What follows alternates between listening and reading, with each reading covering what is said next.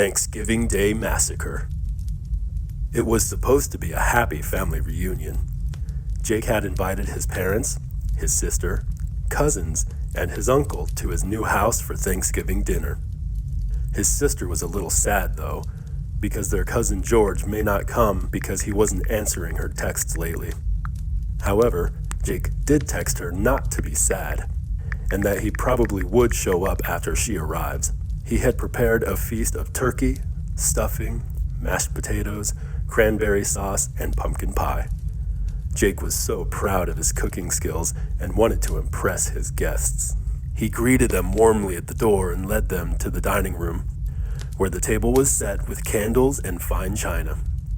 He told them to make themselves comfortable and went to the kitchen to get the turkey. He came back with a large platter and placed it in the center of the table. He smiled and said, "Let's dig in." Everyone complimented him on the delicious smell and the juicy appearance of the turkey. They picked up their knives and forks and began to carve the meat. But as they did, they noticed something strange. The turkey was bleeding, not just a little, but a lot. Blood was dripping from the cuts and pooling on the platter. It was warm and fresh, as if the turkey was still alive. They looked at Jake with horror and confusion. He was still smiling, but his eyes were cold and dark. He said, "Don't you like it? I made it especially for you. It's not a turkey, though. It's human.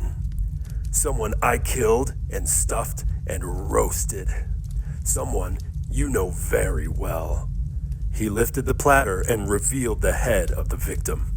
It was Cousin George. His sister immediately started to vomit.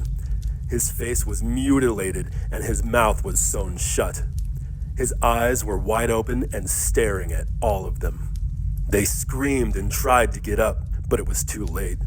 Jake had locked the doors and windows. He also poisoned the food and drinks.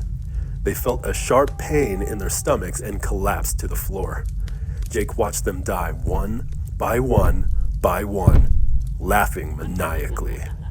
While standing monstrously over everyone's dead bodies, he mumbled to himself, "Happy Thanksgiving, everyone. I hope you enjoyed the meal. I know I did."